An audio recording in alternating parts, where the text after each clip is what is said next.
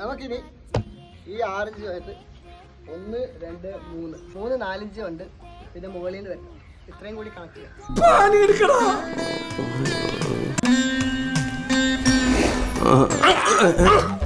നാളെ മുതൽ നീ പണിക്ക് വരണ്ട. അതിന് ഞാനും ചെയ്തില്ല. അതെ, നീ ഒന്നും ചെയ്യുന്നില്ല. ഞാൻ എന്തിനാണ് പിന്നെ നിനക്ക് തച്ച് കാച്ചു തന്നത്? ഞാൻ എന്ത് ചെയ്യാനാണ്? ഇവിടെ പണിയെടുക്കുന്ന ആരെങ്കിലും ഉണ്ടാ?